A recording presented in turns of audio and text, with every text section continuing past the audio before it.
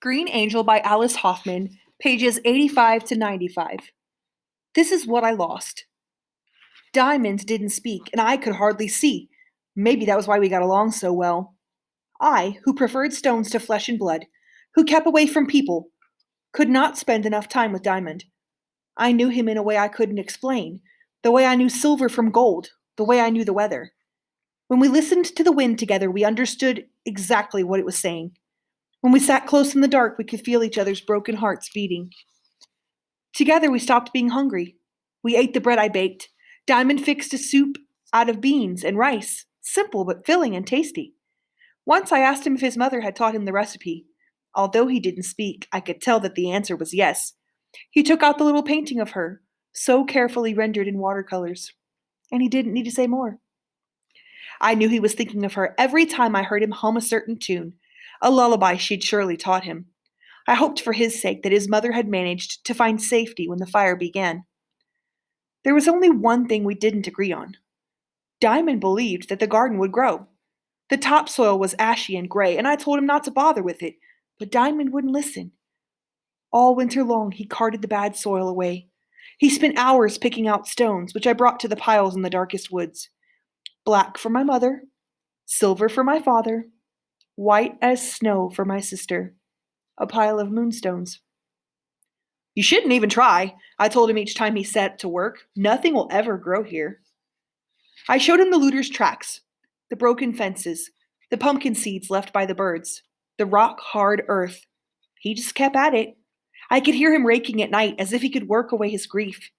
For some reason, I slept easier when I heard him. The sound of his working became as familiar as the wind, as rainfall, as the beat of a heart. I still looked for Heather Jones.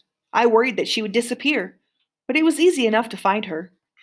During the daylight hours, she was usually asleep under the bridge, her skin mottled from too much gin, the braids in her hair undone, her clothes dank from rainwater. I left pots of diamond stew for her, along with bottles of clean well water. I knew Heather had been drinking from the ashy shallows of the river. She'd been eating mud just to fill her stomach. Heather laughed sometimes when she recognized me, but it was the kind of laughter that sounded like a cry. I could tell that she'd danced too close to the fire at the forgetting shack because she'd singed the hem of my mother's blue dress. She didn't seem to notice it, and I didn't mention it. She was in a haze, trapped in the foggy ground between forgetting and living. Still, we understood each other. If the world had been a different place, we might have been friends. One day, Heather stared at me and grinned. She almost looked pretty. Something's changed, she declared. You don't look the same. It was still me, my black tattoos, my leather jacket, my thorns. But Heather was right. I could feel a change inside, one I didn't yet comprehend. When I went to my neighbor's to take her fresh water and fish I had caught with my net, I asked if she thought I seemed the same, the girl with ink on her skin. The old woman didn't say a word. Instead, she led me to the staircase where there were ashy portraits I'd cleaned. Now my neighbor told me to try and guess which one she was. I studied the portraits carefully, but I had no idea which she might be. They looked familiar, but one girl was too pretty, one was too sad, and one was too silly to be my neighbor. Guess, my neighbor insisted. Go on. Which one do you think I am? Still, I couldn't tell. Look closely, she said, but even when I did, I had no idea. At last, I gave up. Who are you? I asked. Each and every one, my neighbor told me. She shook his head as though I were her head as though I were a child, rather than a girl about to turn 16. Do you think nothing ever changed? Was it Diamond's arrival that made the difference? Did it make it easier to listen to the wind with someone beside me? Wasn't the wind just as cold and harsh? Why would I feel any less abandoned? Wasn't I still alone in my thoughts? I already had the company of Onion and Ghost and the sparrows and the hawk and my neighbor on the other side of the hill. What did I need with this boy who ate more than his fair share and filled the air with clouds of dust as he worked in the garden?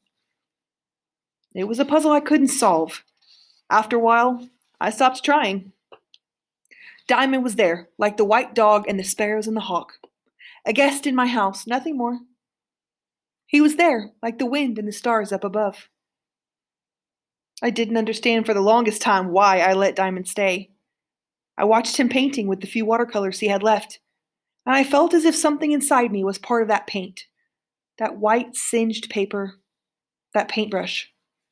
I didn't understand until one day when I went into the woods to search for chestnuts. That was when I realized I was singing.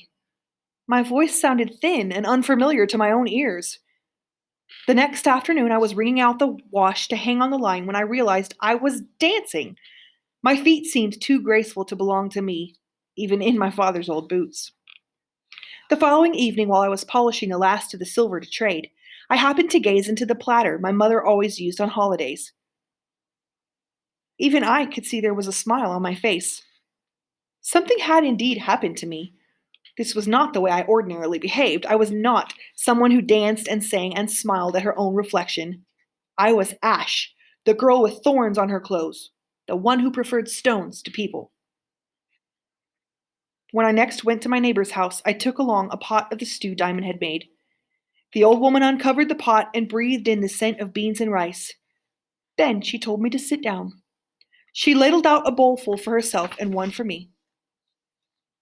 "Did the boy cook this?" she asked after she took one bite. When I nodded, she looked at me closely, considering my face. The old woman had boiled a cup of tea for me, brewed from the stinging nettles that grew outside her door. I would have guessed the tea would be too bitter to drink, but the taste was perfect. It quenched my thirst completely. "You say your name is Ash," the old woman said thoughtfully. "I say it because it's true," I told her. I had a tickle in the back of my throat, the feeling that some people get when they tell a lie. Quickly, I drank more nettle tea. "Is it?" My neighbor laughed then, as if she knew something I didn't know. She'd already told me everything changes. Now she wanted me to know more. She brought out a magnifying glass. When I peered through the glass, I could see that one of the black vines tattooed around my ankle had turned green. It was the green of apple trees when they were first in leaf. In my mouth, there was the taste of apples, sweet and sharp. "What do you think has happened?" the old woman asked. "Think hard." "It's a trick of the ink," I told her, "nothing more." All the same, I walked home slowly. I tried to figure out the puzzle I had become. I carefully tied the scarf of thorns around my neck. I kicked at the dust with my heavy nail-studded boots. I didn't sing or dance or smile. I spat on the ground. I was Ash, after all. But the taste of apples stayed with me. In the evenings after supper, Diamond sat at the table and painted. He hummed while he worked, and the sound made me think of what I had lost. I wished my sister could have danced to the song Diamond's mother had taught him. I wished when I closed my eyes she was still with me.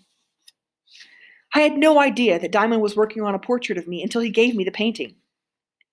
At first, I didn't know who it was. The girl I saw didn't look like me. There were no thorns, no nails, no bats, no vines, no black roses. "I'm not this pretty," I said. "My sister was the one who looked like moonlight." Diamond shook his head. He motioned for me to come close, and when I did, he touched my forehead. I still couldn't see his face beneath the black hood. I couldn't see the look in his eyes, but I understood. I knew that he'd painted not only what he'd seen, but what he'd felt, deep inside. The next time I went to my neighbor's house, I brought another pot of stew. On this day, the old woman had made bread out of nettles. Although this loaf was not half as sweet as the bread I baked, I ate every bit. "Do you still say your name is Ash?" my neighbor asked when I had finished eating, when I had washed the plates and set them to dry, when I had swept the floor and straightened the portraits on the staircase.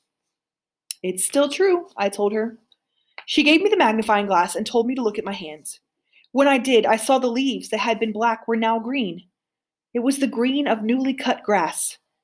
In my nose was the scent of summer, fresh enough to make me sneeze. I blew my nose on my handkerchief, but I could still smell cut grass. "It's the ink," I said, "not me."